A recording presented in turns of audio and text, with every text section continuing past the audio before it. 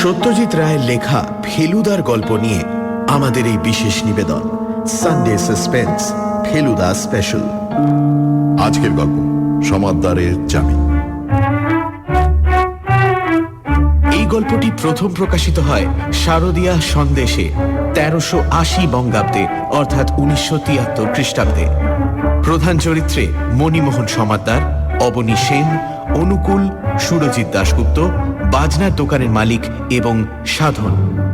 ফেলুদা সব্যসাচী চক্রবর্তী, তোপসে ও অন্যান্য কয়েকটি ভূমিকায় দীপ, অবনী সেন ও পুলিশ ইন্সপেক্টরের ভূমিকায় মীর। শুরু হচ্ছে সমাদদারের চাবি।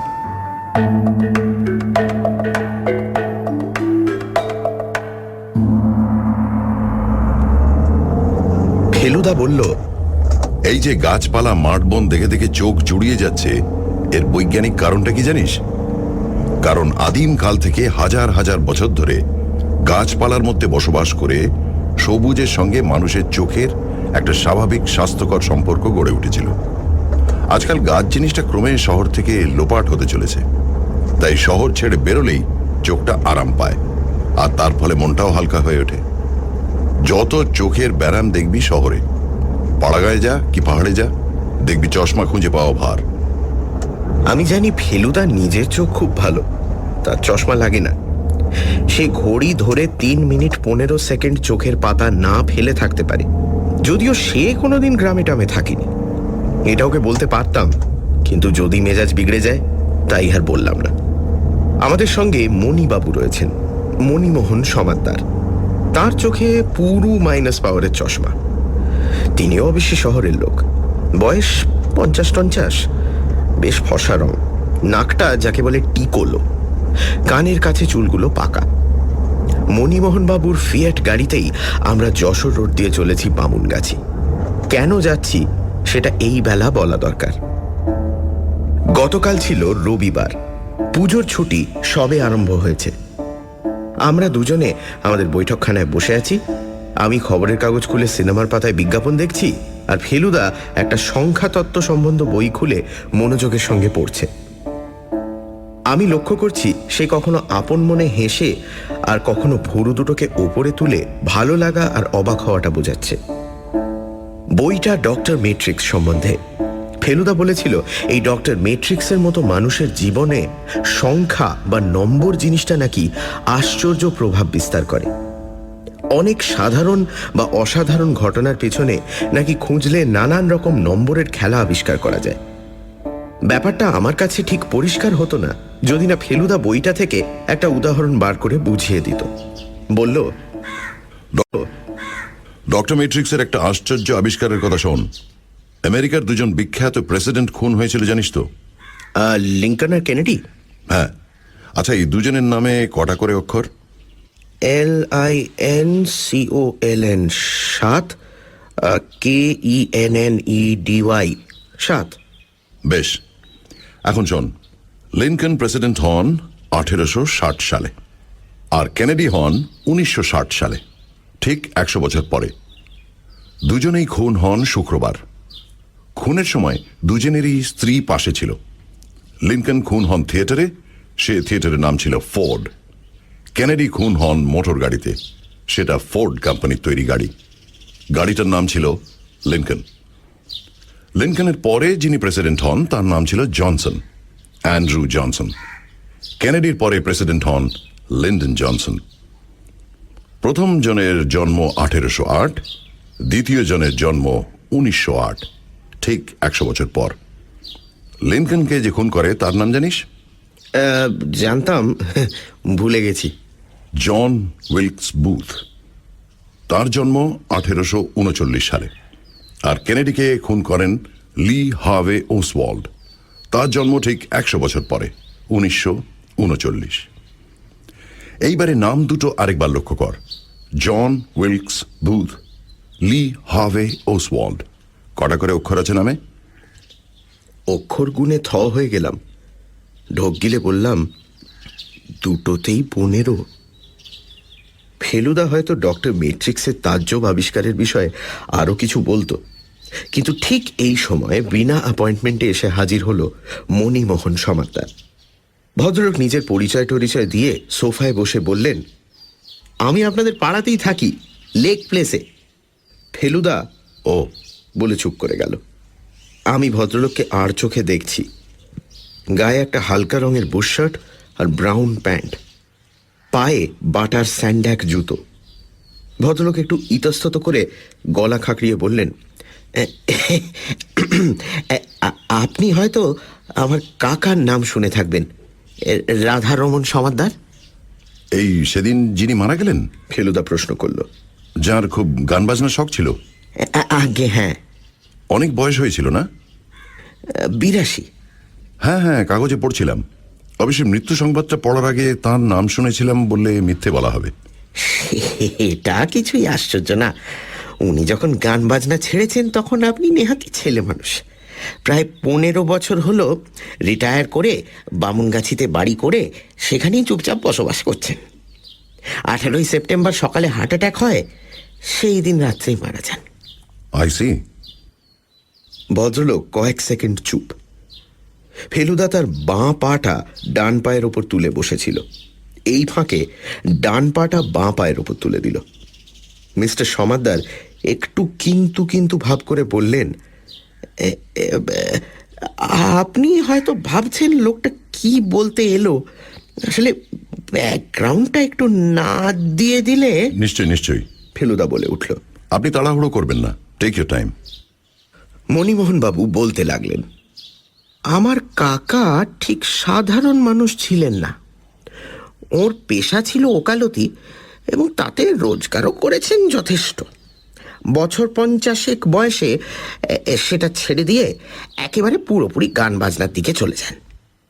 শুধু গাইতেন না, 7-8 রকম দিশি বিলিতি যন্ত্র বাজাতে পারতেন। সেতার, বেহালা, পিয়ানো, হারমোনিয়াম, বাঁশি, তবলা এবং তাছাড়াও আরও কয়েকটা। তার উপরে সংগ্রহের বাতিক ছিল। ওর বাড়িতে বাদ্যযন্ত্রের একটা ছোটখাটো মিউজিয়াম করে ফেলেছিলেন। কোন বাড়িতে? ফেলুদা প্রশ্ন করল। অ্যামা স্ট্রিটে থাকতেই শুরু হয়, তারপর সেসব যন্ত্র বামুনগাছির বাড়িতে নিয়ে যান। যন্ত্রের সন্ধানে ভারতবর্ষের নানান জায়গায় গেছেন। বম্বেতে একবার এক ইটালিয়ান জাহাজির কাছ থেকে একটা বেহালা কেনেন। সেটা কলকাতায় এনে কিছুদিনের মধ্যেই বিক্রি করে দেন 30,000 টাকায়।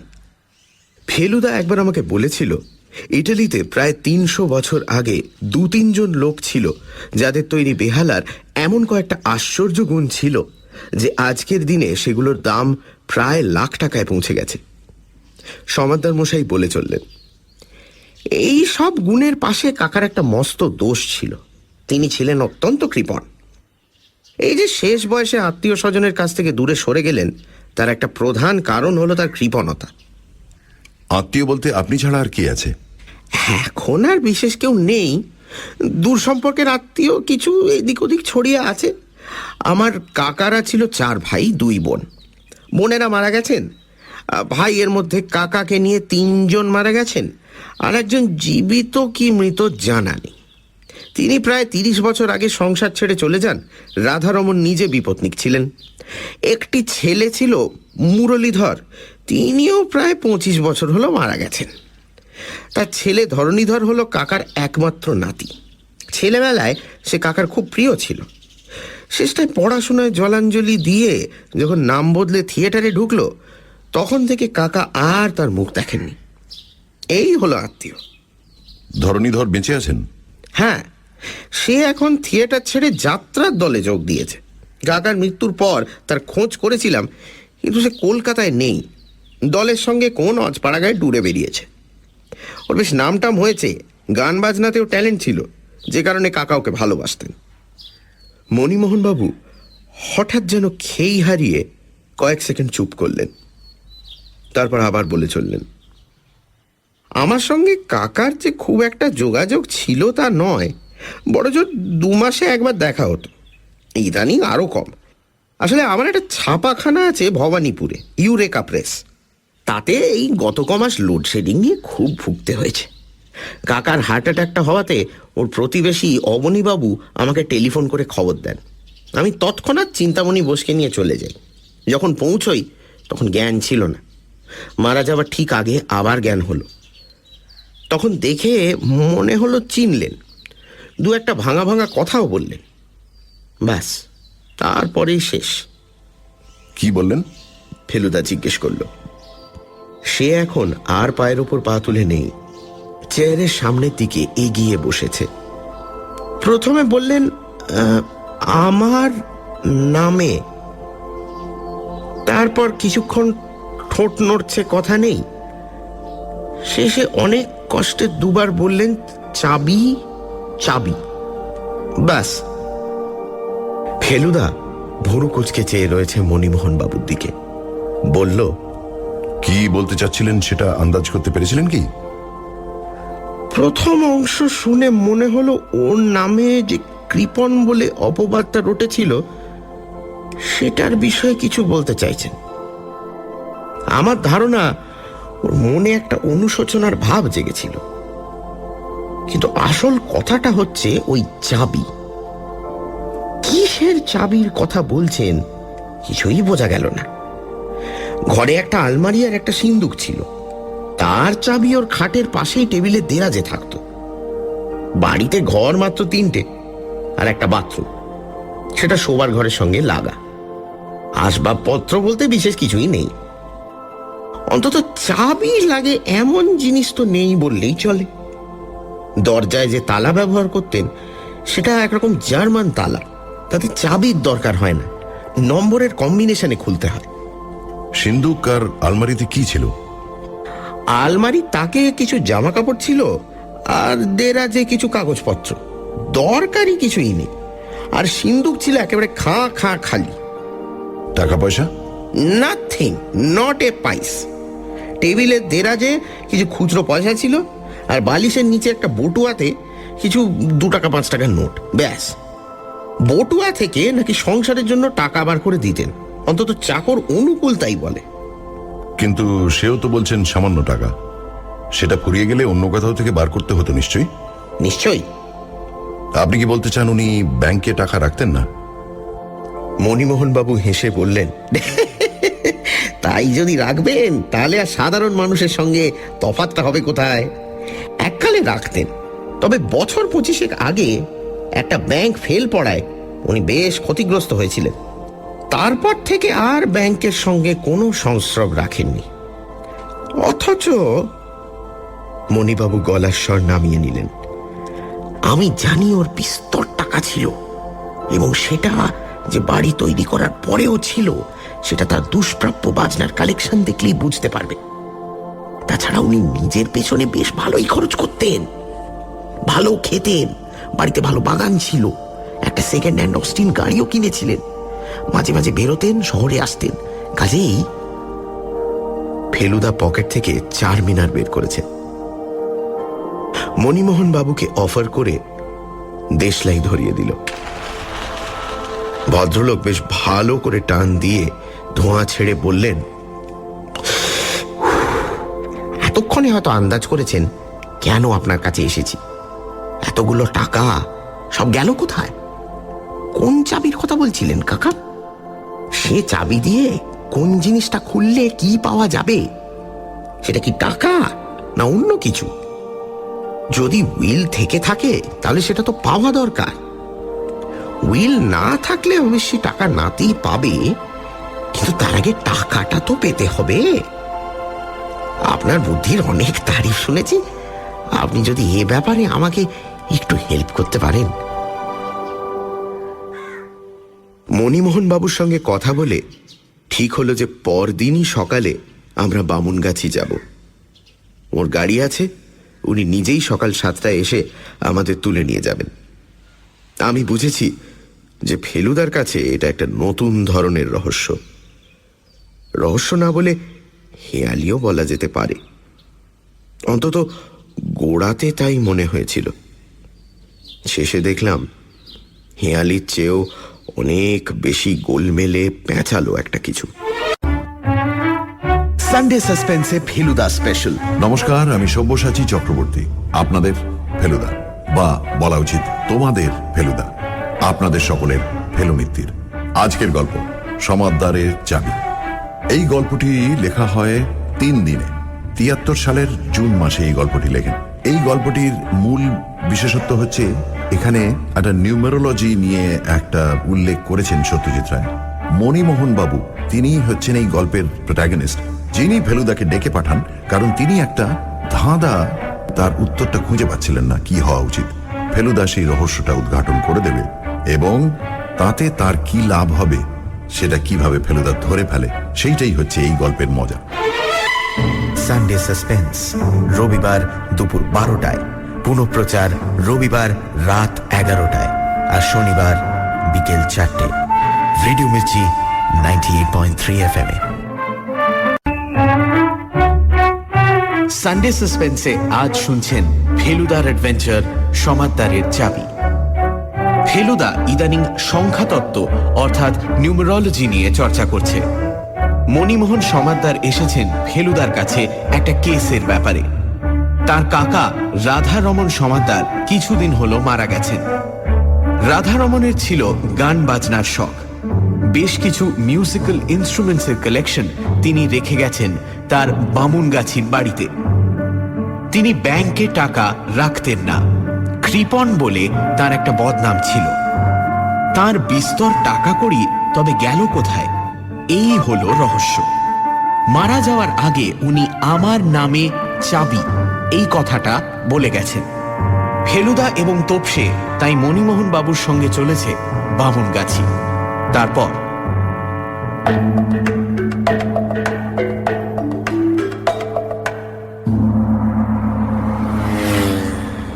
বারাসাত ছাড়িয়ে একটা রাস্তা যশোর রোড থেকে ডান দিকে মোড় নিয়ে বামুনগাছির দিকে গেছে। সেই মোড়ের মাথায় একটা খাবারের দোকান থেকে মণিমোহনবাবু আমাদের চা আর জিলিপি কিনে খাওয়ালেন। তাতে 15 মিনিট গেল, তা না হলে আমরা 8টার মধ্যেই বামুনগাছি পৌঁছে যেতাম।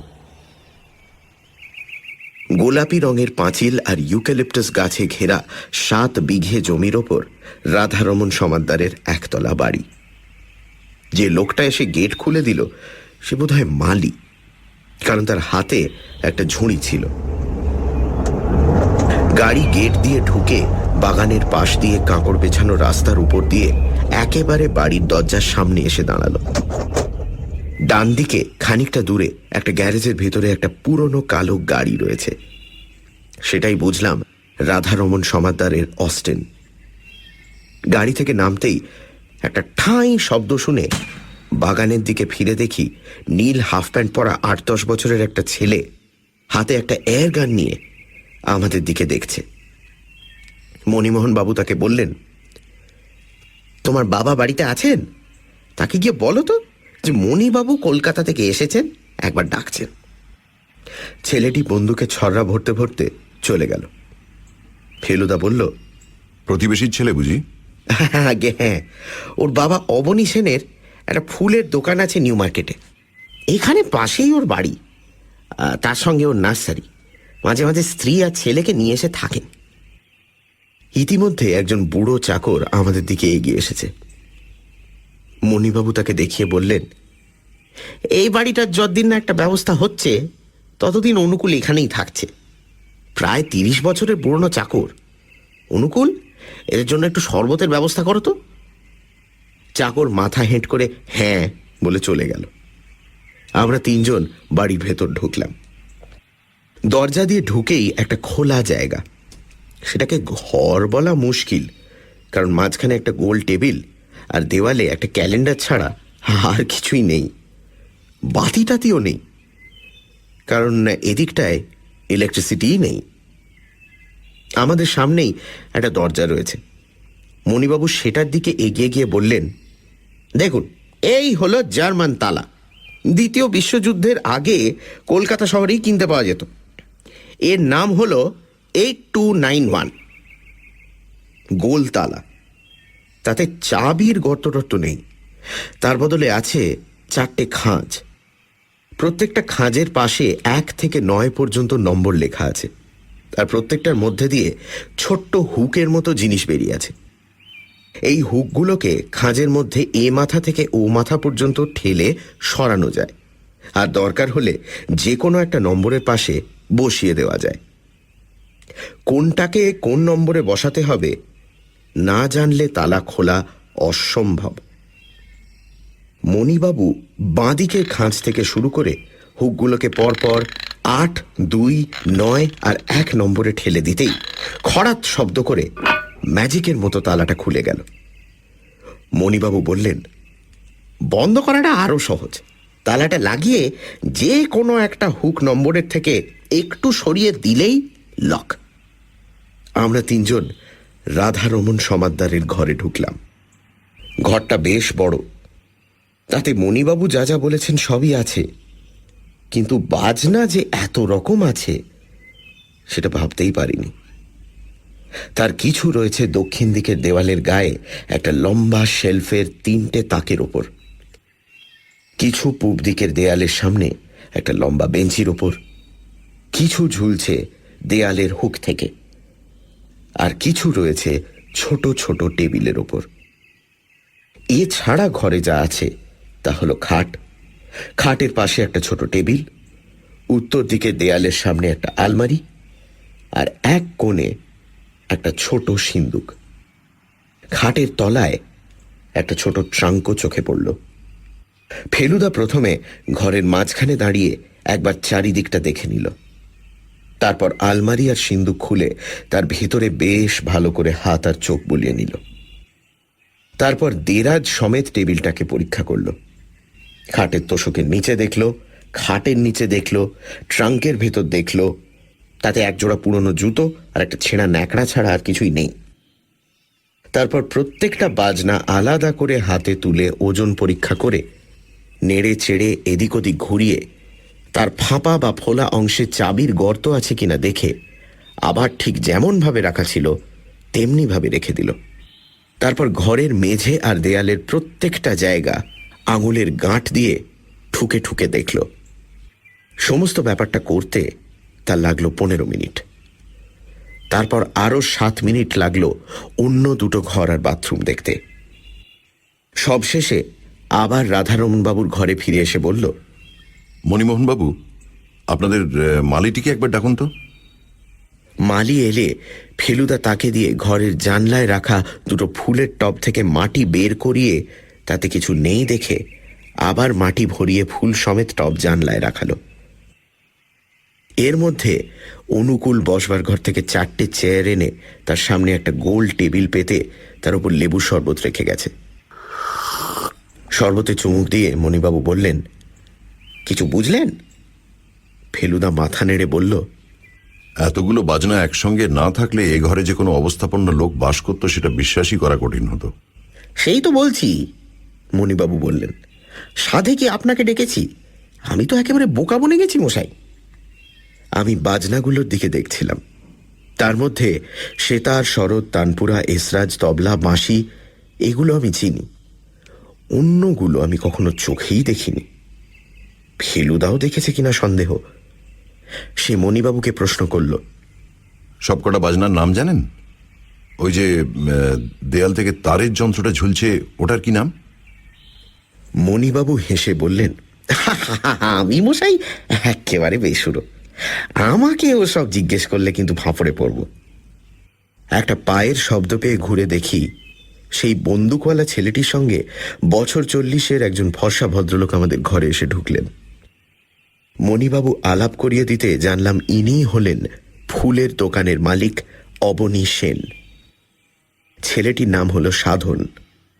অবনীবাবু প্রদোষ মিত্রের নাম শুনেছেন জেনে ফেলুদা একটা ছোট্ট একপেশে হাসির সঙ্গে একটা গলা খাঁকরানি দিল। অবনীবাবু খালি চেয়ারটায় বসে মণিবাবুর দিকে ফিরে বললেন, ভালো কথা। আপনার কাকা কি কাউকে তার কোনো বাজনা বিক্রি করার কথা বলেছিলেন? কই না তো। মণিবাবু অবাক। কাল একটি ভদ্রলোক এসেছিলেন, এখানে কাউকে না পেয়ে আমার বাড়িতে যান। আমি তাকে আজ আবার আসতে বলে দিয়েছি। আমি আন্দাজ করেছিলাম আপনি হয়তো আসতে পারেন। ভদ্রলোকের নাম সুরজিৎ দাশগুপ্ত, আপনার কাকার মতোই বাজনা সংগ্রহের বাতিক। রাধারমণবাবুর লেখা একটা চিঠি দেখালেন, মৃত্যুর কিছুদিন আগেই লেখা। সেই চিঠি পেয়ে ভদ্রলোক নাকি আগেই একবার দেখা করে গেছেন। আপনাদের চাকরও তাকে দেখেছে বলে বলল। আমিও দেখেছি, কথাটা বলল সাধন। সে একটা টেবিলের ওপর রাখা ছোট্ট হারমোনিয়ামের মতো একটা বাজনার সামনে দাঁড়িয়ে তার পর্দার ওপর আস্তে আস্তে আঙুল টিপে টুংটাং সুর বার করছে। অবনীবাবু ছেলের কথা শুনে হেসে বললেন, সাধন প্রায় সারাটা দিনই এই বাড়ির আশেপাশেই ঘোরাফেরা করে। দাদুর সঙ্গে তার খুব ভাব ছিল। দাদুকে কেমন লাগতো তোমার? ফেলুদা জিজ্ঞেস করল। মাঝে মাঝে খারাপ। সাধন আমাদের দিকে পেছন ফিরেই উত্তরটা দিল। খারাপ কেন? ফেলুদা আবার প্রশ্ন করল। খালি খালি সারেগামা গাইতে বলতেন। আর তুমি গাইতে না? না, কিন্তু আমি গাইতে পারি। যত রাজ্যের হিন্দি ফিল্মের গান। হেসে বললেন অবনীবাবু। দাদু জানতেন তুমি গান গাইতে পারো? হ্যাঁ। তার মানে তোমার গান শুনেছিলেন তিনি? না। তাহলে কি করে জানলেন? দাদু বলতেন যার নামে সুর থাকে তার গলায়ও সুর থাকে। কথাটা ঠিক পরিষ্কার হলো না, তাই আমরাও ওর মুখ চাওয়াচাবি করলাম।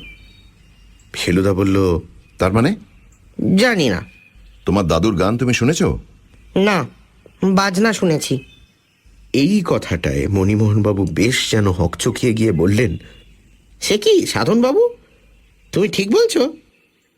আমি তো জানি উনি বাজনা বাজানো ছেড়ে দিয়েছিলেন। তোমার সামনে বাজিয়েছেন কখনো? সামনে না, আমি বাইরে ছিলাম, বাগানে বন্দুক দিয়ে নারকোল মারছিলাম। উনি তখন বাজালেন। অন্য কোনো লোক বাজায়নি তো?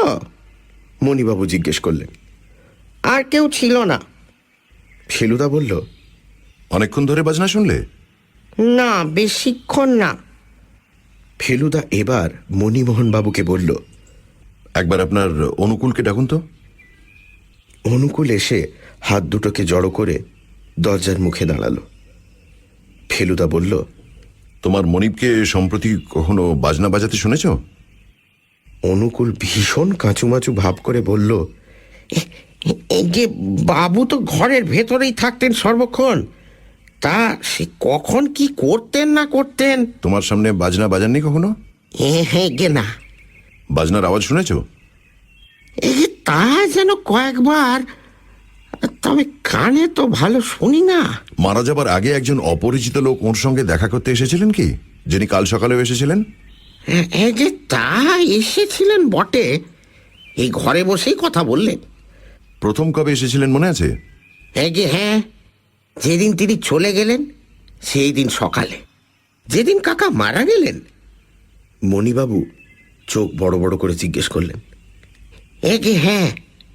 অনুকূলের চোখে জল এসে গেছে। সে গামছা দিয়ে চোখ মুছে ধরা গলায় বলল, সে ভদ্রলোক গেলেন চলে, আর তার কিছুক্ষণ পরেই আমি বাবুর স্নানের জল গরম করে নিয়ে তেনাকে বলতে গিয়ে দেখি তেনার যেন হুঁশ নেই। কয়েকবার বাবু বাবু করে ডেকে যখন সাড়া পেলাম না, তখন এনার বাড়িতে গেলাম খবর দিতে। অনুকূল অবনীবাবুর দিকে দেখিয়ে দিল। অবনীবাবু বললেন, আমি ব্যাপার দেখেই মণিবাবুকে টেলিফোন করে একজন ডাক্তার নিয়ে আসতে বলি। অবশ্যই বিশেষ কিছু করার ছিল না।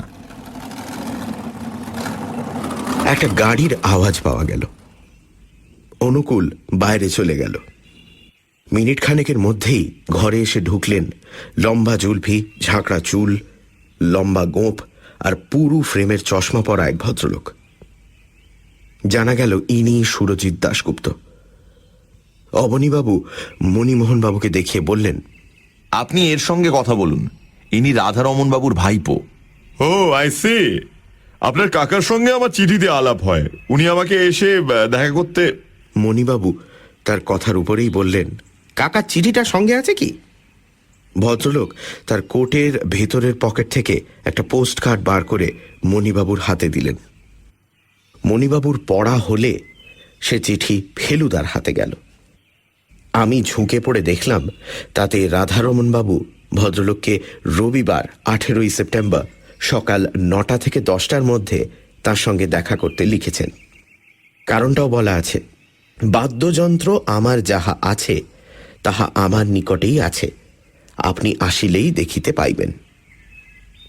উল্টো দিকে ভদ্রলোকের ঠিকানাটাও ফেলুদা দেখে নিল। Minerva hotel, central avenue, Kolkata 13।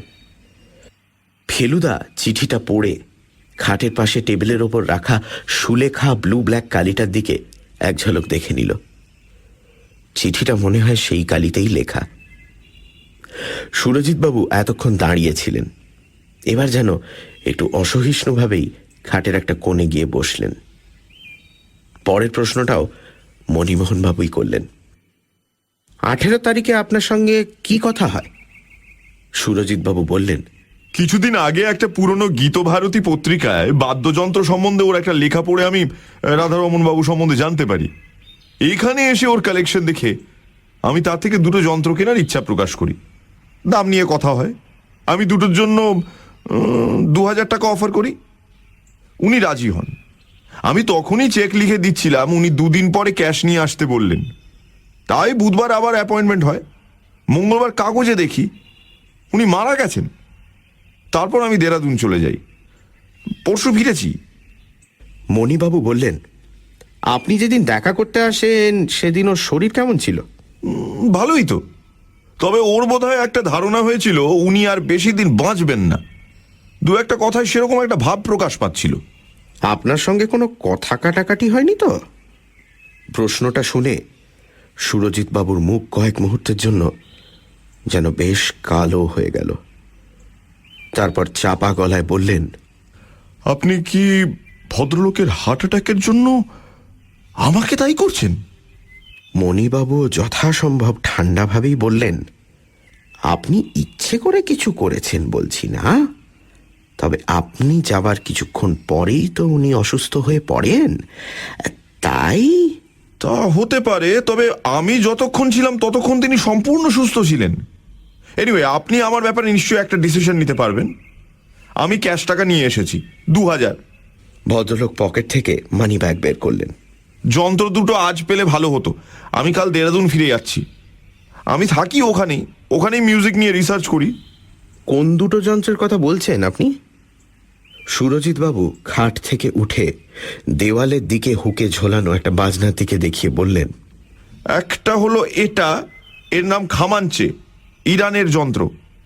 এটার নাম জানতাম কিন্তু দেখিনি কখনো, বেশ পুরনো যন্ত্র। আর অন্যটা হলো... সুরজিৎবাবু ঘরের উল্টো দিকে একটা নিচু টেবিলের ওপর রাখা ছোট্ট হারমোনিয়ামের মতো দেখতে যন্ত্রটার সামনে এসে দাঁড়ালেন। এটাই কিছুক্ষণ আগে সাধন বাজাচ্ছিল। ভদ্রলোক সেটার দিকে আঙুল দেখিয়ে বললেন, এটার নাম মেলোকর্ড। এটা বিলিতি যন্ত্র, আগে দেখিনি কখনো। আমার বিশ্বাস অল্প কয়েকদিনের জন্য ম্যানুফ্যাকচার হয়েছিল, তারপর বন্ধ হয়ে যায়। খুব সিম্পল যন্ত্র, তবে আর পাওয়া যায় না বলে 1000 অফার করেছিলাম। উনি তখন রাজি হয়েছিলেন। ওগুলো এখন দেওয়া যাবে না মিস্টার দাশগুপ্ত। সুরজিৎবাবু থমকে গেলেন। কথাটা বলেছে ফেলুদা, আর বলেছে বেশ জোরের সঙ্গে। তীক্ষ্ণ দৃষ্টিবান হানার কথাটা কোন বইয়ে যেন পড়েছি। সুরজিৎবাবু মণিবাবুর দিক থেকে বাঁই করে ঘুরে ফেলুদার দিকে সেই রকম একটা তীক্ষ্ণ দৃষ্টিবান হেনে শুকনো ভারী গলায় বললেন, আপনি কে? উত্তর দিলেন মণিবাবু। উনি আমার বন্ধু, তবে উনি ঠিকই বলেছেন, ওগুলো এখন দেওয়া যাবে না। তার প্রধান কারণটা আপনার বোঝা উচিত। কাকা যে ওগুলো আপনাকে বিক্রি করতে রাজি ছিলেন তার কোনো প্রমাণ নেই।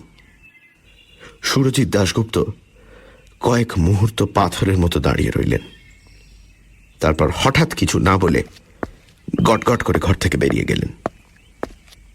ফেলুদাও দেখি চেয়ার ছেড়ে উঠে পড়েছে।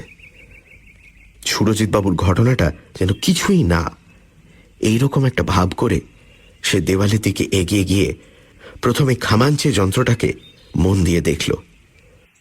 রাস্তায় যে খেলার বেহালা বিক্রি হয় অনেকটা সেই রকম দেখতে, যদিও তার চেয়ে অনেক বড়, আর গোল অংশটায় খুব সুন্দর কাজ করা। এবার খামাঞ্চে ছেড়ে ফেলুদা গেল মেলোকর্ড যন্ত্রটার কাছে। সাদা কালো পর্দায় চাপ দিতেই আবার সেই পিয়ানো আর সেতার মেশানো টুং টাং শব্দ। এই বাজনার আওয়াজই শুনেছিলে কি? ফেলুদা সাধনকে জিজ্ঞেস করল। হতে পারে। সাধনের মতো এত অল্প বয়সে এত গম্ভীর ছেলে আমি খুব কম দেখেছি। এবার ফেলুদা আলমারির দেরাজ থেকে এক তাড়া পুরনো কাগজ বার করে মণিবাবুকে বলল, এগুলো আমি একটু বাড়িতে নিয়ে যেতে পারি কি? মণিবাবু বললেন, নিশ্চয়ই, আরও যদি কিছু। না, আর কিছু দরকার নেই। আমরা যখন ঘর থেকে বেরোচ্ছি তখন সাধন জানলা দিয়ে বাইরে আকাশের দিকে তাকিয়ে একটা অদ্ভুত সুর গুনগুন করছে। সেটা কিন্তু কোনো ফিল্মের গানের সুর নয়। সানডে সাসপেন্সে আজ শুনছেন ফেলুদার অ্যাডভেঞ্চার সমাদদারের চাবি। বামুনগাছির বাড়িতে পৌঁছে ফেলুদা এবং তোপসের সঙ্গে দেখা হলো প্রতিবেশী অবনী সেনের ছেলে সাধনের। মণিমোহন বাবু দেখালেন রাধারমণের ঘরের দরজার জার্মান তালা। অবনীবাবু এসে জানালেন যে সুরজিৎ দাশগুপ্ত বলে একজন রাধারমণ বাবুর কাছে এসেছিলেন একটা বিশেষ ইনস্ট্রুমেন্ট কিনতে। তার সঙ্গে নাকি রাধারমণ বাবুর কথা হয়েছিল মারা যাওয়ার কিছুদিন আগে। সাধন জানালো যে সে দাদুকে অর্থাৎ রাধারমণকে বাজনা বাজাতে শুনেছিল। ইতিমধ্যে সুরজিৎ দাশগুপ্ত এসে পড়লেন, জানালেন দুটো বাদ্যযন্ত্র কেনার ব্যাপারে রাধারমণের সঙ্গে তার কথা হয়েছিল। ফেলুদা বলল আপাতত ওই দুটো যন্ত্র দেওয়া যাবে না। তারপর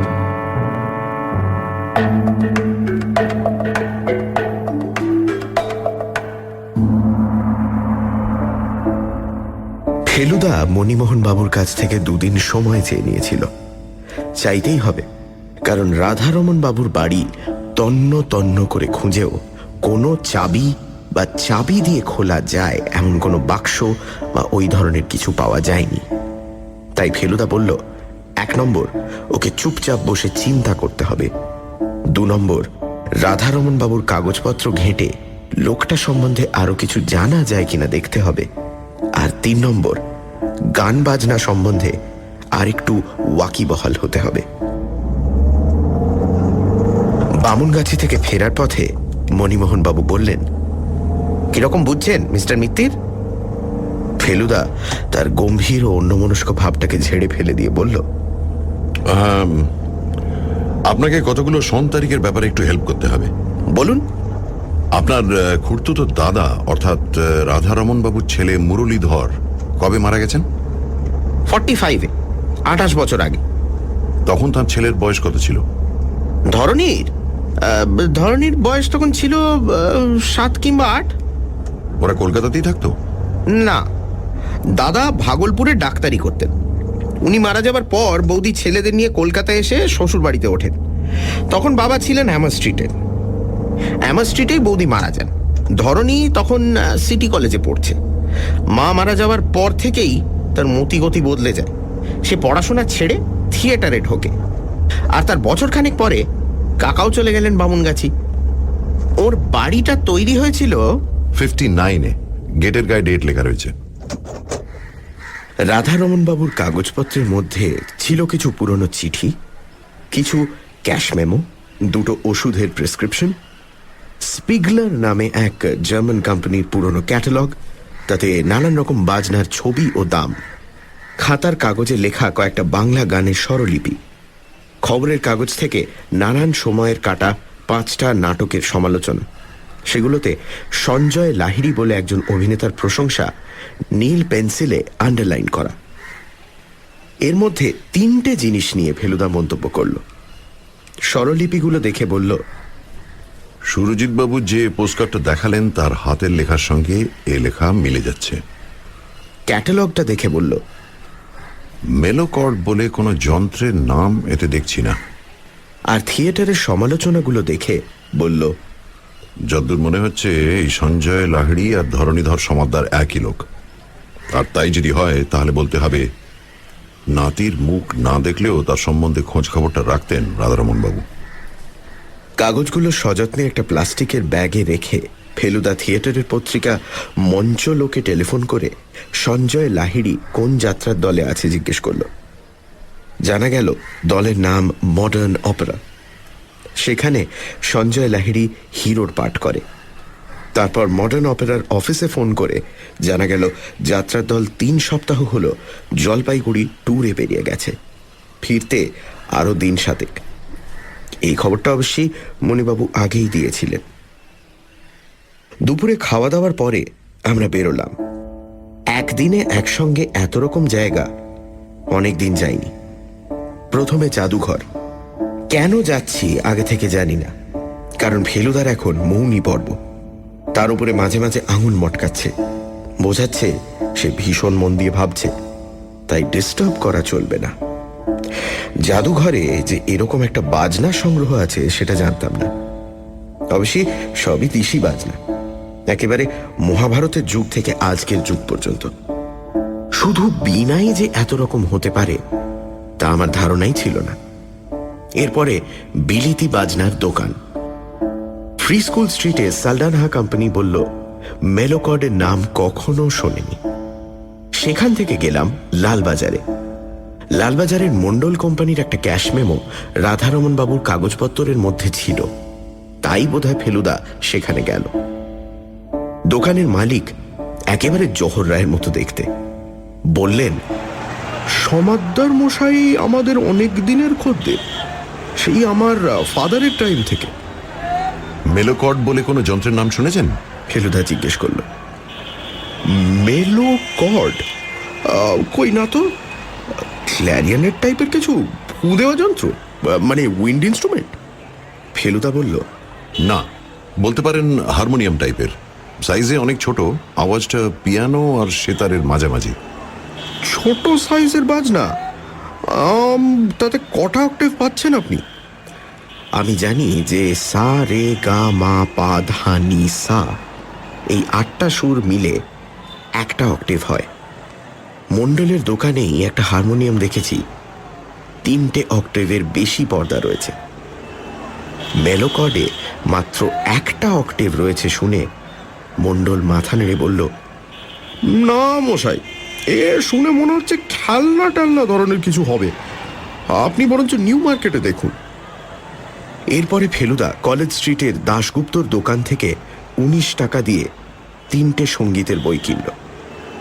তারপর সেখান থেকে বিধান সরণিতে মঞ্চলোকের অফিসে গিয়ে অনেক খুঁজে সঞ্জয় লাহিড়ির একটা দুমড়ানো ছবি চেয়ে নিল।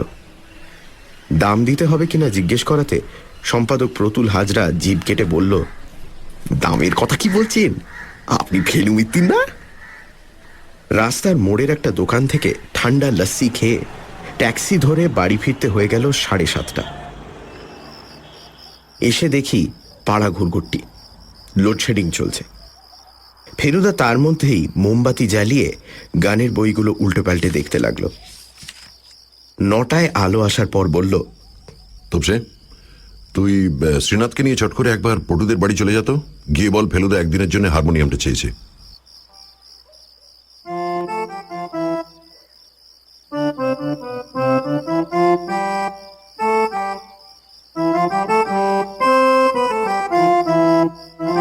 ঘুমোবার আগে পর্যন্ত শুনলাম ফেলুদা প্যাঁ প্যাঁ করে হারমোনিয়াম বাজাচ্ছে। রাত্রে স্বপ্ন দেখলাম একটা প্রকাণ্ড ঘরে একটা প্রকাণ্ড লোহার দরজা, আর তাতে একটা প্রকাণ্ড ফুটো। ফুটোটা এত বড় যে তার মধ্যে দিয়ে অনায়াসে উল্টো দিকে চলে যাওয়া যায়। কিন্তু তা না করে আমি, ফেলুদা আর মণিমোহনবাবু 3 জনে একসঙ্গে একটা প্রকাণ্ড চাবিকে আঁকড়ে ধরে সেটাকে ফুটোটার মধ্যে ঢোকাতে চেষ্টা করছি, আর সুরজিৎ দাশগুপ্ত একটা আলখাল্লা পড়ে তিড়িং বিড়িং লাফাচ্ছে আর সুর করে বলছে, 8291 8291 8291। পরদিন মঙ্গলবার। মণিমোহনবাবু বলেছিলেন বুধবার আবার খবর নেবেন, কিন্তু সকাল 7টায় তার টেলিফোন এসে হাজির।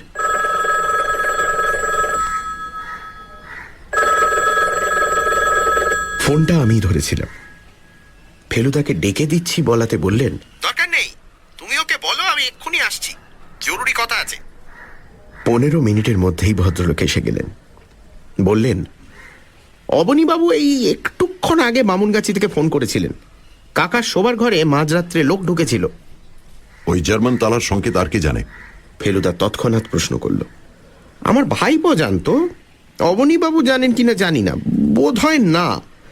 তবে সামনের দরজা দিয়ে ঢোকেনি সে লোক, তবে বাথরুমে জমাদার ঢোকার দরজা দিয়ে। কিন্তু কাল যখন বাথরুমে গেলাম তখন তো সে দরজা বন্ধ ছিল, আমি নিজে দেখেছি। পরে হয়তো কেউ খুলেছিল। যাই হোক, কিছু নিতে পারিনি, ঢোকার সঙ্গে সঙ্গেই অনুকূল টের পেয়ে গেছিল। আপনি এখন ফ্রি আছেন, একবার যেতে পারবেন? নিশ্চয়ই, তবে তার আগে একটা প্রশ্ন আছে। রাধারমণ বাবুর নাতিকে, অর্থাৎ আপনার ভাইপো ধরণীধরকে এখন দেখলে চিনতে পারবেন? মণিবাবু ভুনুকুচকে বললেন, অনেককাল দেখা নেই ঠিকই, তবু হাজার হোক ভাইপো তো। ফেলুদা তার ঘর থেকে একটা ছবি এনে মণিমোহন বাবুকে দিল। মঞ্চলোকের অফিস থেকে আনা সঞ্জয় লাহিড়ির ছবি। তার উপর ফেলুদা কালি দিয়ে একজোড়া গোঁফ আর একটা মোটা ফ্রেমের চশমা এঁকে দিয়েছে। মণিবাবু লাফিয়ে উঠে বললেন, আরে এ যে দেখছি! সুরজিৎ দাশগুপ্তের মতো মনে হচ্ছে কি?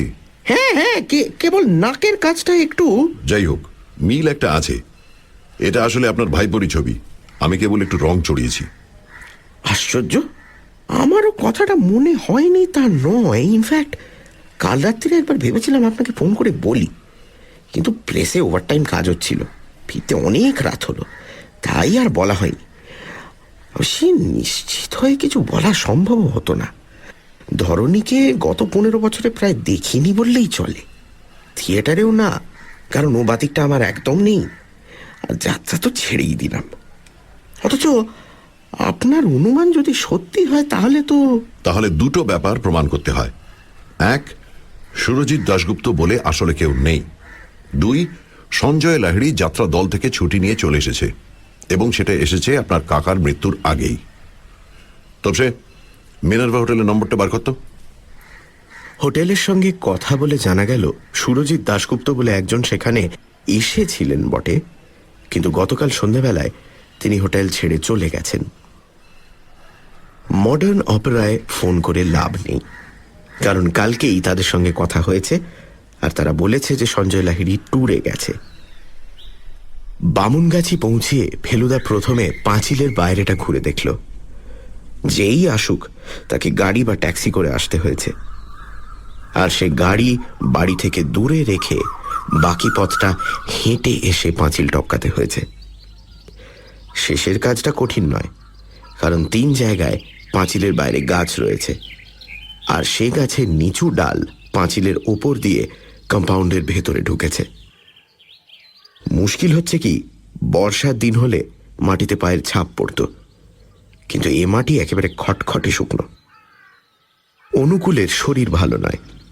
সে তার ঘরে বিছানায় শুয়ে কুঁই কুঁই করে যা বলল, তাতে বোঝা গেল যে মাথা যন্ত্রণায় আর মশার কামড়ে রাত্রে তার ভালো ঘুম হচ্ছিল না। সে যেখানে শোয় সেখান থেকে তার খাটের পাশের জানলা দিয়ে সোজা রাধারমণ বাবুর ঘরের জানলা দেখা যায়। অন্ধকারের মধ্যে হঠাৎ সেই ঘরে একটা আলো দেখে সে ধর্মড়িয়ে উঠে কে কে বলে হাঁক দিয়ে ছুটে যায়, কিন্তু সে পৌঁছবার আগেই দেখে একজন লোক রাধারমণ বাবুর বাথরুমের দরজা দিয়ে দৌড়ে বেরিয়ে অন্ধকারে মিলিয়ে গেল। বাকি রাত্রে নাকি অনুকূল রাধারমণ বাবুর ঘরের মেঝেতে শুয়ে থাকে। অন্ধকারের মধ্যে সে লোককে চিনতে পারোনি বোধহয়? মণিবাবু প্রশ্ন করলেন।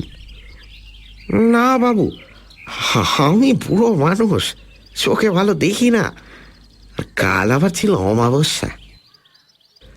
রাধারমণ বাবুর ঘরে গিয়ে দেখলাম জিনিসপত্র যেমন ছিল তেমনই আছে, কিন্তু তাও ফেলুদার গম্ভীর গলার স্বরে বেশ ঘাবড়ে গেলাম। মণিবাবু, বারাসত থানায় খবর দিতে হবে। এ বাড়িতে আজ রাত থেকে পাহারার বন্দোবস্ত করতে হবে।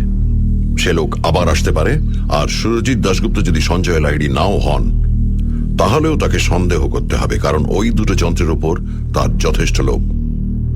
পয়সা দিয়ে কেনা সম্ভব না হলে অন্য উপায়ে ওগুলো হাত করার চেষ্টা অস্বাভাবিক নয়। এইসব কালেক্টরদের গুঁ বড় সাংঘাতিক। মণিবাবু বললেন, আমি অবনীবাবুর বাড়ি থেকে এক্ষুনি থানায় ফোন করে দিচ্ছি, ওসির সঙ্গে আমার আলাপ আছে। ভদ্রলোক ব্যস্তভাবে ঘর থেকে বেরিয়ে গেলেন। ফেলুদা মেলোকরটাকে নিয়ে খাটের ওপর বসে নেড়ে চেড়ে দেখতে লাগলো। দারুণ মজবুত তৈরি, দুপাশের কাঠে সুন্দর কাজ করা। জিনিসটাকে চিৎ করে আলোতে ধরতে একটা রং চটে যাওয়া লেবেল দেখা গেল। ফেলুদার চোখ কুঁচকে লেখাটা পড়ে বলল, স্পিগলার কোম্পানির তৈরি, মেড ইন জার্মানি।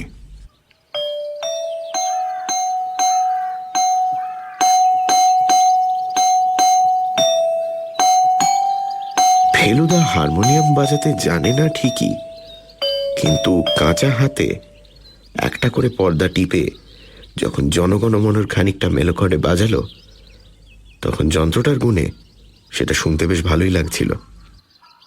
তারপর সেটাকে আবার টেবিলের উপর রেখে বলল, একবার ইচ্ছে করছে জিনিসটাকে ভেঙে ভেতরে কি আছে দেখি, কিন্তু যদি দেখি কিছু নেই তাহলে বাজনাটার জন্য আফসোস হবে।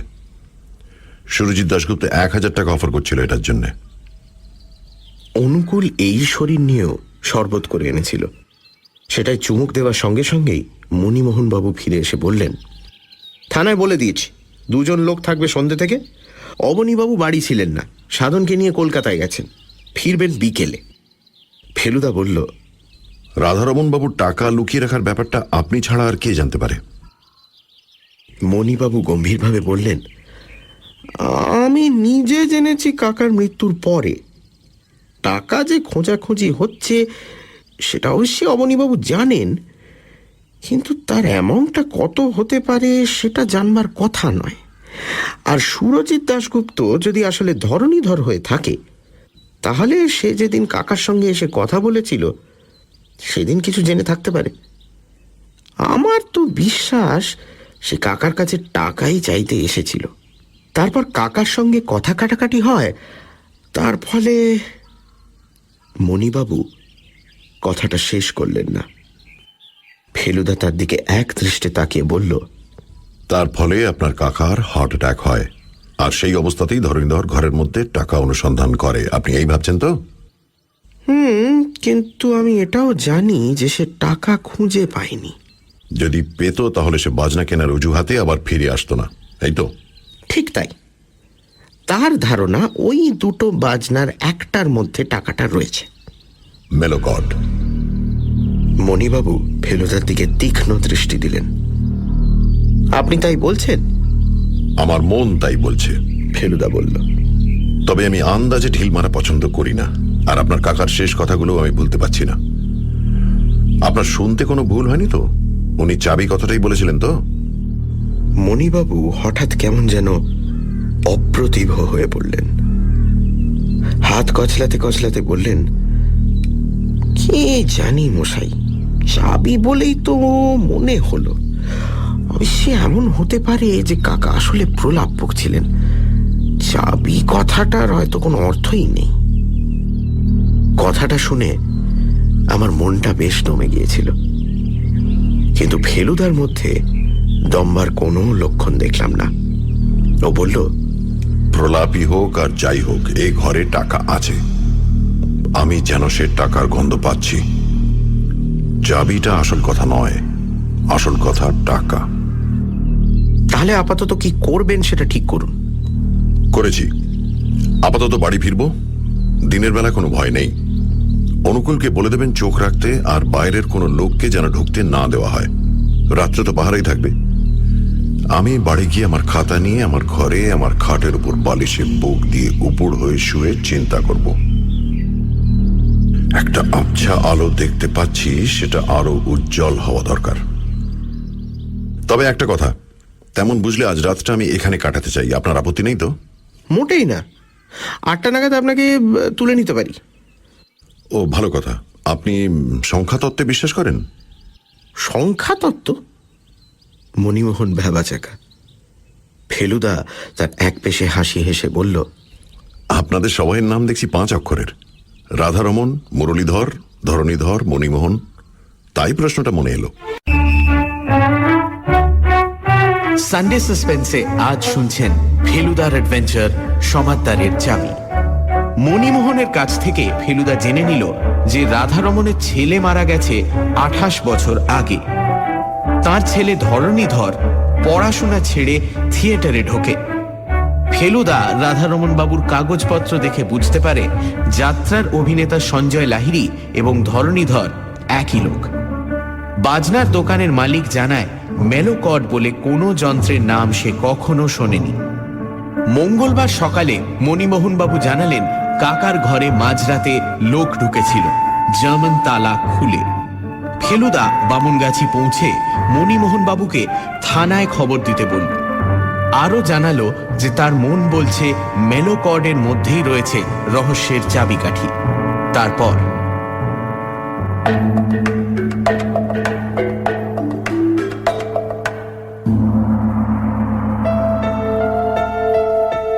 আগে লেখ, মৃত ব্যক্তির নাম কি ছিল? ফেলুদা তার খাটে বসে আছে, আমি তার পাশে চেয়ারে। আমার হাতে সে খাতা পেন্সিল ধরিয়ে দিয়েছে। আমি লিখলাম রাধারমণ সমাদ্দার। তার নাতির নাম? ধরণীধর সমাদ্দার। নাতির থিয়েটারি নাম? সঞ্জয় লাহিড়ী। দেরাদুনের বাজনা সংগ্রাহকের নাম? সুরজিৎ দাশগুপ্ত। রাধারমণের প্রতিবেশীর নাম? অবনী সেন। তার ছেলের নাম? সাধন সেন। রাধারমণের শেষ কথা কি ছিল? আমার নামে চাবি চাবি। গানে একটা সা থেকে তার পরের সা পর্যন্ত কটা সুর থাকে? এর মধ্যে ফেলুদা তার কেনা সঙ্গীত প্রবেশিকার প্রথম চ্যাপ্টারটা আমাকে দিয়ে পড়িয়ে নিয়েছে। গান নিয়ে সে কেন এত মেতে উঠেছে জানি না। যাই হোক, আমি লিখলাম 12টা। কি কি? 7টা শুদ্ধ, 4টে কোমল, 1টা কড়ি। শুদ্ধ সুর কি কি? কিভাবে লেখে? স র গ ম প ধ ন। কোন কোনটা কোমল হয়? র গ ধ ন। কিভাবে লেখে? রি ইয় গয় দ মূর্ধন্য। আর কড়ি? ম। কিভাবে লেখে? হয় ময়। এবার দে কাগজটা। দিলাম। এবার বাইরে বৈঠকখানায় গিয়ে বস, দরজাটা ভেজিয়ে দে, আমি কাজ করব। গেলাম বৈঠকখানায়, দরজা ভেজালাম, সোফায় বসলাম। চাঁদের পাহাড় বইটা 3বার পড়েছি, আবার পড়তে শুরু করলাম। প্রায় 1 ঘন্টা পরে ফেলুদার ঘরের এক্সটেনশন টেলিফোনে ডায়াল করার আওয়াজ পেলাম। কৌতূহল সামলাতে না পেরে দরজার কাছে গিয়ে কান লাগালাম। ফেলুদার গলা পেলাম। ডাক্তার বোস আছেন? চিন্তামণি বোস? ফেলুদা সেই হার্ট স্পেশালিস্টকে ফোন করেছে, যাকে মণিবাবু নিয়ে গিয়েছিলেন তার কাকাকে দেখাতে। ফোনটা কাকে করেছে সেটাই জানতে চাইছিলাম, বাকি কথা শোনার দরকার নেই। আমি আবার জায়গায় এসে বসলাম। 10 মিনিট পরে আবার কটর কটর শব্দ, ডায়ালিংয়ের শব্দ।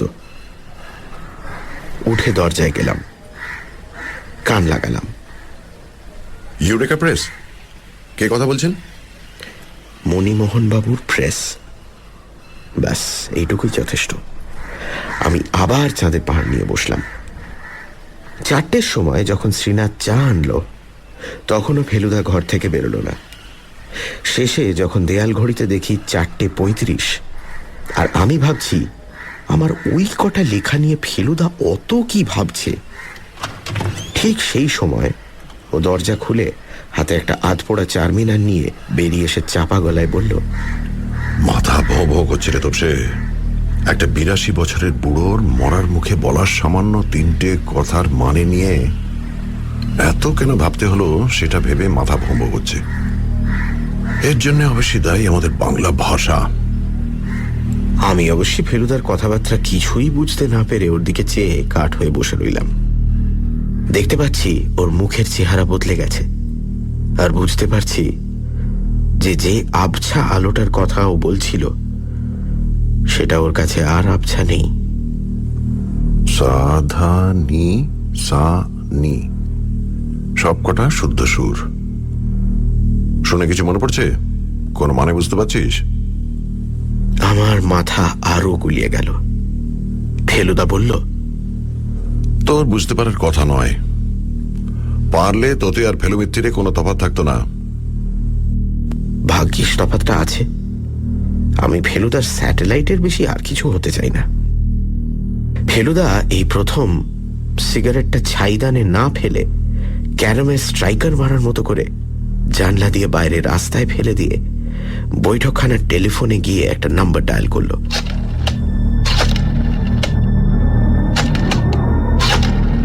দশ সেকেন্ড পরেই কথা।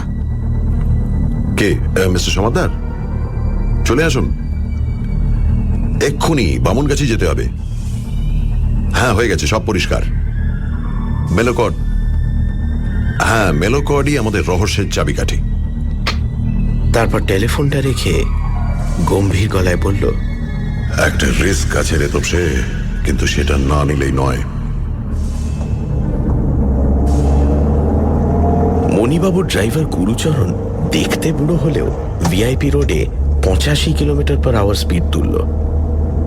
ফেলুদার ভাব দেখে মনে হলো 100 হলে সে আরো খুশি হতো।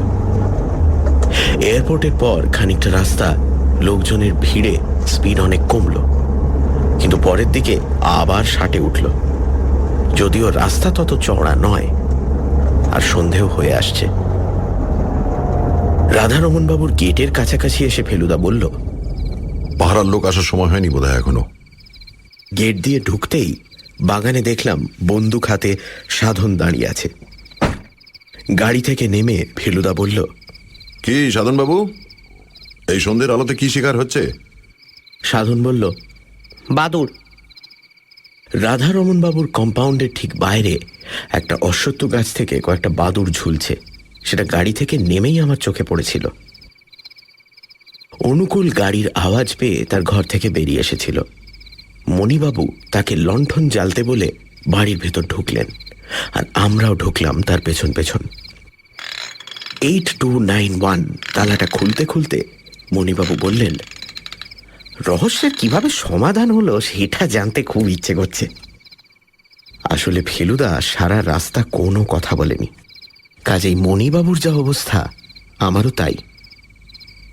অন্ধকার ঘরে ঢুকে ফেলুদা তার ভীষণ জোরালো টর্চটা ঘরের পশ্চিমে দেয়ালের নিচের দিকে ফেলল।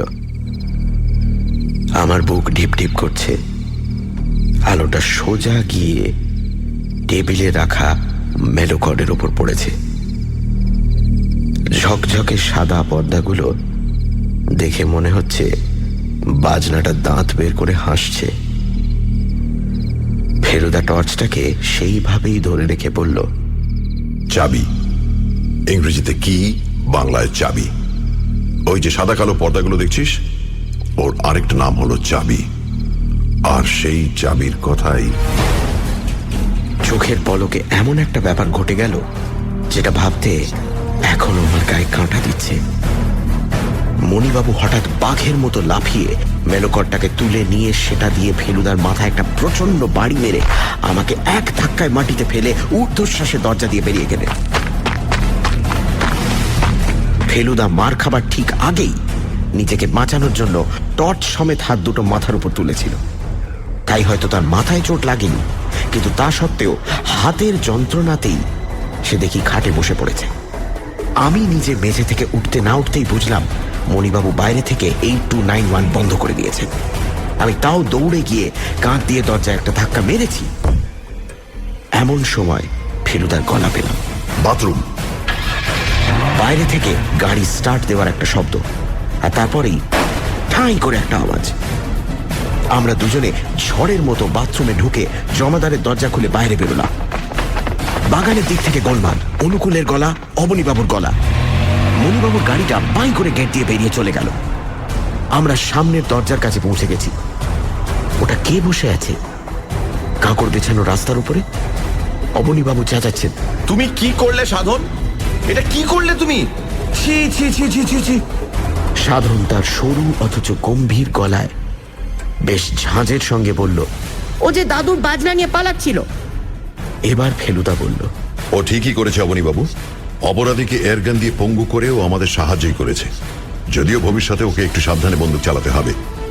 আপনি এক্ষুনি থানায় ফোন করে দিন, গাড়িটাকে যেন পালাতে না দেয়। ওর নাম্বার হলো WMA6164। অনুকূল আর ফেলুদা দুজনে মিলে মণিবাবুকে ধরে তুলল।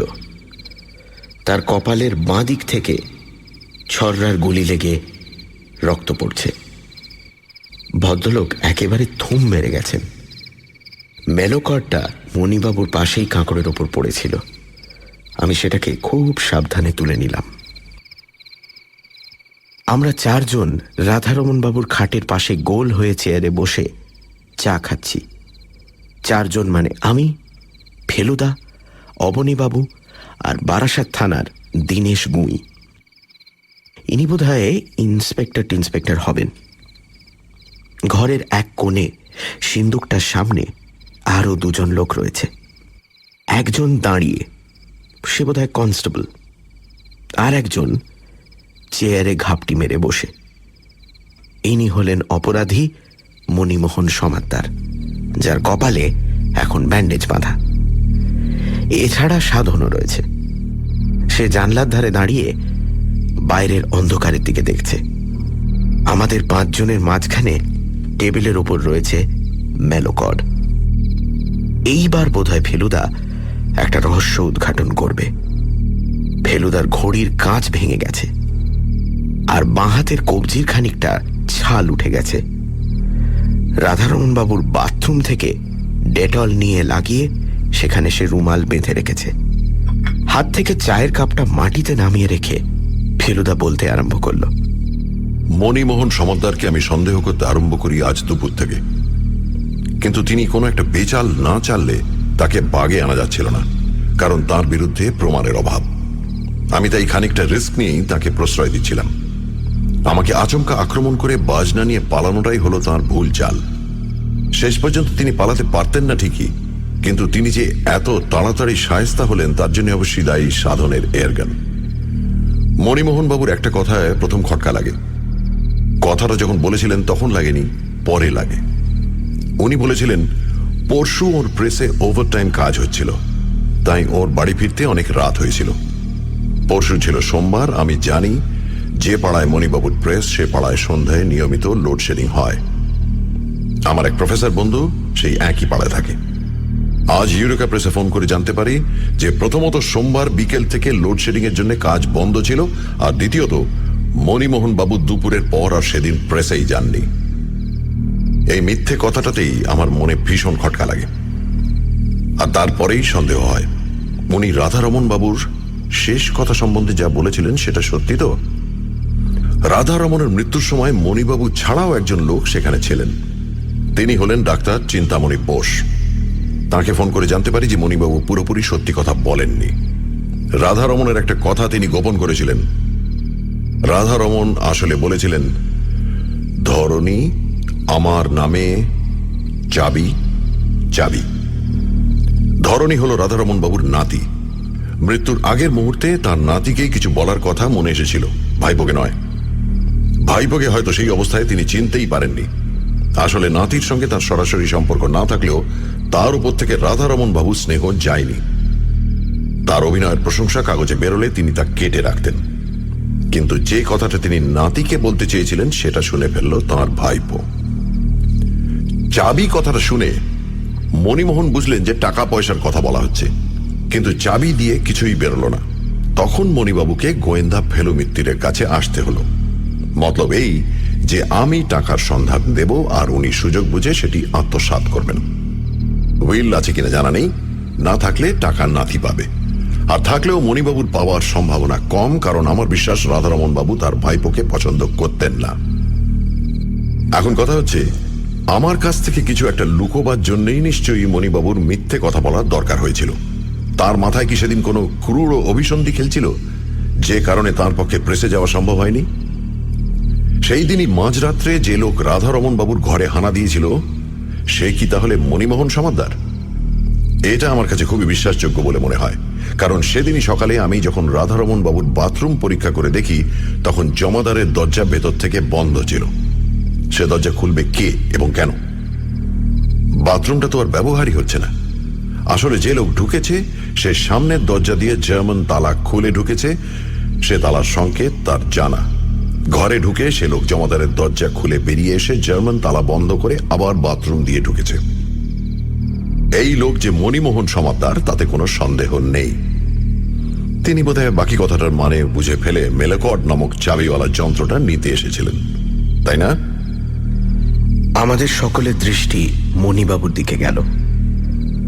মাথা হেঁট অবস্থাতেই তিনি আবছা অন্ধকারে দুবার মাথা নেড়ে হ্যাঁ বললেন। ফেলুদা বলল, চাবি যে বাজনার চাবি সেটা বুঝলেও মণিবাবু বোধহয় রাধারমণের বাকি সংকেতটা ধরতে পারেননি। কারণ অতটা বুদ্ধি ওর নেই। এই বাক্যের সংকেতটা আমি বুঝতে পারি আজ বিকেলে, আর সেটার জন্যও দায়ী শ্রীমান সাধন। এবার আমরা সকলে অবাক হয়ে সাধনের দিকে চাইলাম। সেও দেখি বড় বড় চোখ করে ফেলুদার দিকে দেখছে। ফেলুদা বলল, তোমার দাদু সুরের বিষয় কি বলেছিলেন সেটা আরেকবার বলে দাও তো সাধন। সাধন প্রায় ফিসফিস করে বলল, যার নামে সুর থাকে তার গলাতেও সুর থাকে। ফেলুদা বলল, ভেরি গুড।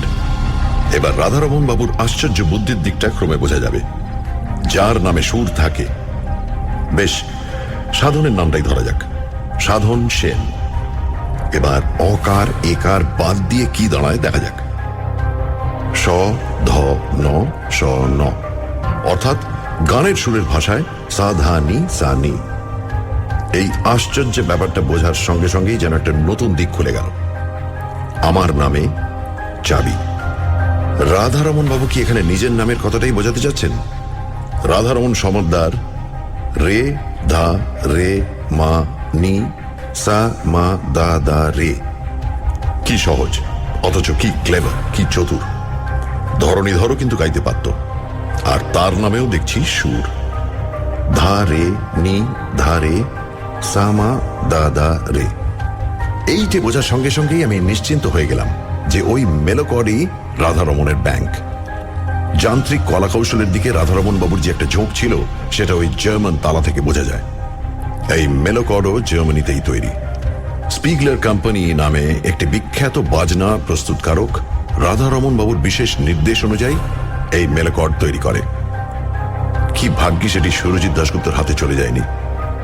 অবশ্যই যন্ত্র দেবার আগে রাধারমণ তার ভেতরের জিনিস নিশ্চয়ই বার করে নিতেন। বোধহয় ব্যাংকের আর প্রয়োজন বোধ করছিলেন না তিনি। হয়তো তাঁর আর বেশি দিন বাঁচা হবে না, এটা তিনি সত্যিই বুঝতে পেরেছিলেন। সুরজিৎ ভদ্রলোকটিকে আমরা মিছিমিছি সন্দেহ করছিলাম, ভাবছিলাম উনি ছদ্মবেশী ধরণীধর। আসলে সুরজিৎ বাবু সত্যিই একজন বাজনা পাগল সঙ্গীতজ্ঞ লোক।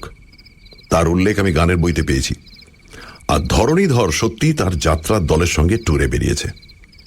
এখন জানা দরকার যে তার ভাগ্যে সত্যিই কোনো অর্থপ্রাপ্তি আছে কিনা।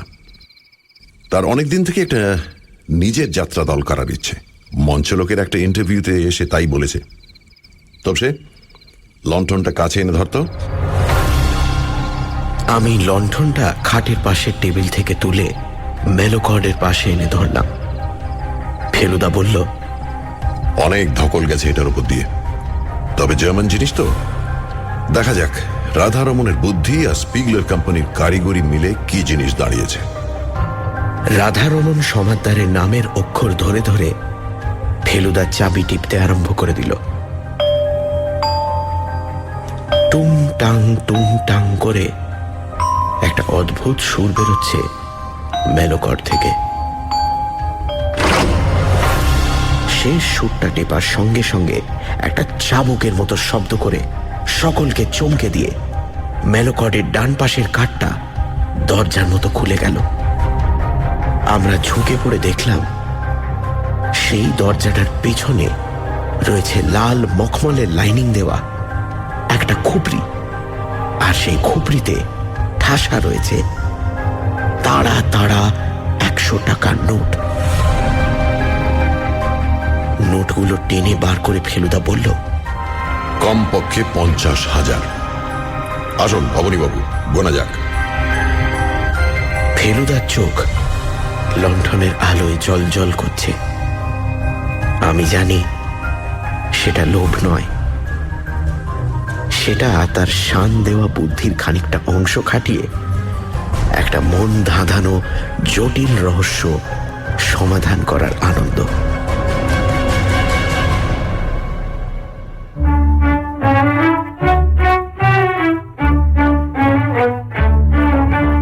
শুনছিলেন সমাদ্দারের চাবি। রচনা সত্যজিৎ রায়, ফেলুদা সব্যসাচী চক্রবর্তী, তোপসে ও অন্যান্য কয়েকটি ভূমিকায় দীপ, অবনী ও পুলিশ ইন্সপেক্টরের ভূমিকায় মীর। ফেলুদা থিম সত্যজিৎ রায়, শব্দগ্রহণ, আবহ সঙ্গীত এবং স্পেশাল এফেক্টসে রিচার্ড, মেলোকর্ড এবং হারমোনিয়ামে রবিন, পরিকল্পনা ও পরিচালনায় ইন্দ্রাণী। রেডিও মির্চির তরফ থেকে আন্তরিক ধন্যবাদ শ্রী সব্যসাচী চক্রবর্তী ও শ্রী সন্দীপ রায়কে আমাদের পাশে থাকার জন্য। আগামী সপ্তাহে ঠিক এই সময় আরও একটি রোমাঞ্চকর ফেলুদার গল্প নিয়ে হাজির হবে সানডে সাসপেন্স।